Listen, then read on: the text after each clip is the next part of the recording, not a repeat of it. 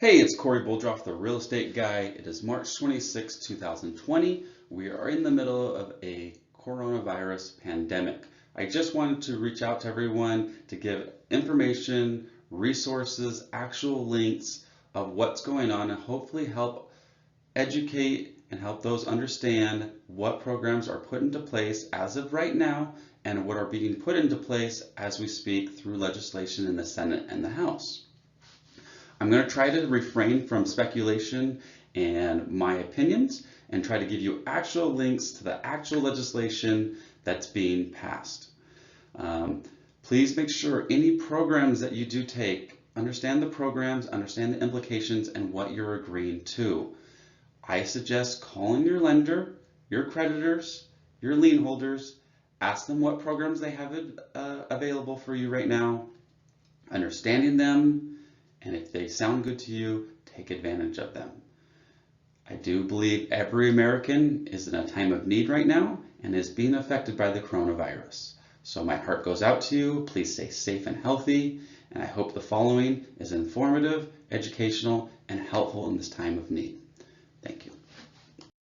So on March 11, 2020, HR 6201, also called the Families First Coronavirus Response Act, was passed. There's a link right there on the page. Please read it, understand it. If you have any questions, please let me know and I can help you go through it. But essentially, it expanded unemployment, expanded disability, family leave, and sick leave pay. So please understand it. The Federal Housing Finance Agency has also passed updates, mandates, and legislation that has to do with federally governed backed securities, loans, and also has to deal with landlord and renter and tenant situations. So again, please read it. And I will say, beware of scammers at this time.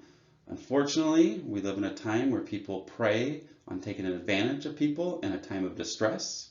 So if someone calls you acting like they're part of the government or acting like they're part of the programs, please just hang up on them. Look on your mortgage statement. Call your lenders according to the lease. Reach out to them. Ask them what programs they have available. Don't just trust someone that calls you on the phone. Last night, March 25th, 2020, the Senate did pass the coronavirus stimulus bill. It still needs to pass through the House, which is scheduled to take place on Friday. It is designed to help out every employee, self-employed, small businesses, big corporations, and other Americans that have been or will be affected by the coronavirus. Please read through it, as there's a lot of great things, there's some interesting things, and there's some things that, why did they put those things in there?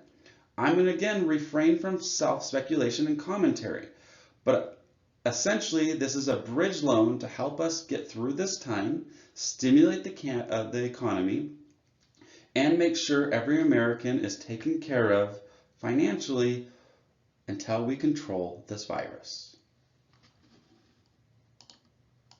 So the federal regulations that have been put in place, some of the key takeaways.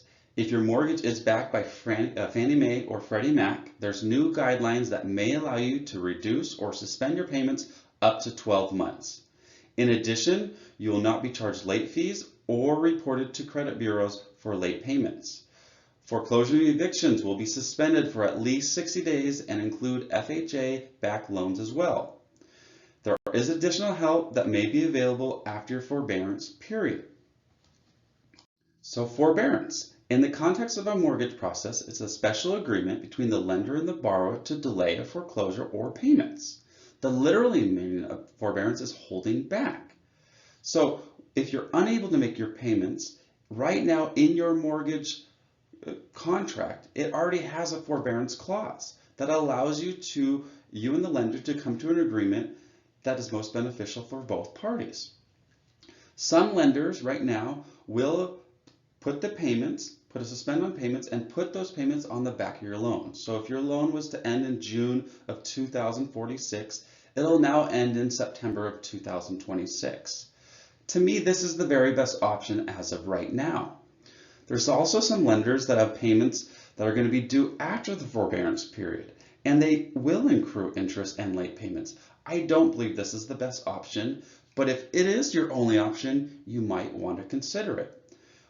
In my opinion, I know I said I wasn't going to do this, I think the first option that I said is the best that a mortgage company could do at this point in time.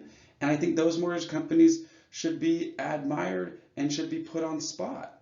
And I think if lenders aren't willing to do this, like some, aka Bank of America, is only willing to extend your payments 30 days and your payments will be due at the end of 30 days, I don't think that's right in this time. And I think they should be doing more for their borrowers. Luckily for me, I'm not in that situation, but I know there are many that are. So please post about it. Tell us about your experience. And please know what you're getting into, have it in writing, and make sure that what you're agreeing to, you understand. So as far as reduce and pause payments, please contact your lender. Request the information of the programs they have in place if you have been affected by the coronavirus for any reason. As of right now, they're not supposed to be charging you late penalties or penalties for doing these forbearances. Your delinquent payments will not be reported to the credit bureaus, and any foreclosure action will be suspended up to 60 days. Now, there is additional help possible. Once you reach the end of your forbearance period, you may qualify for additional assistance if you need it. Please keep an open communication with your lenders. So the worst thing you could do at this point in time is just stop making your payments. Whether your loan is backed by Fannie Mae, Freddie Mac, or a private lender, the one thing you should not do is just stop making your payments. The thing that you should do is contact your lenders, your creditors, and let them know you are having trouble making the payments due to the coronavirus and see what payment plans or plans they can put in place for you. Now for tenants, there is rent relief due to the coronavirus. Several federal, state, and local programs have suspended the COVID-19 related evictions from anywhere from 30 to 90 days. There's a rent forbearance that is available through some of the same programs that have suspended evictions. Additional rent assistance is offered by several social service agencies as well as state and local programs. Legislation in the stimulus bill offers direct help to many U.S. citizens. In this time, it's not just for mortgage lenders and lien holders. Contact every creditor and lender. Tell them you're experiencing hardship due to the coronavirus. Ask them what programs they have in place. Review each one, see which one is the best fit for you and your family. Get it in writing, and if you are able to afford your payments at this time, make those payments, because you may need help in the future depending on how long it takes us to control the virus. Again, this is Corey Boljoff, the real estate guy. I'm hoping this is helpful. I never want to give you guys misinformation, but I do want to give you access to resources, legislation, and other information I personally have verified. Here's a link to one of my partners in the real estate industry that has compiled a lot of lenders and the programs that they are offering. Please always verify it for yourself. And if you do have any questions of any nature, please reach out to me. I will help you navigate, hopefully give you some kind of clarification, and I promise I'll never just spit out an answer to spit out an answer. I'm always going to verify it myself or have a direct link where you can verify it yourself as well. So again, this is Corey Boljoff, the real estate guy, but I do want to say, if you or someone you know is in need of help or assistance, please don't hesitate to reach out to me. Either myself, one of my 6 kids, my lovely wife, or one of my extended team members will be here to help you. Whether it's going to the grocery store for you, whether it's just a phone call, an email, maybe you want to FaceTime one of my lovely kids, please know we are here for you. I truly mean that. Please don't hesitate. Please don't sit at your home alone and wishing that you had someone to talk to. I'm always willing to talk. Anyone that knows that, I'm always willing to talk. My heart goes out to everyone that's been affected from this. I want everyone to stay safe and healthy and do their part, because I know we will get through this together. I know Americans are resilient. We've been tested, and we will get through this. And when we do, we're going to come out stronger as a nation, stronger as Americans, stronger as families. So until next time, be safe and be well. And again, if you do need assistance, please reach out to me.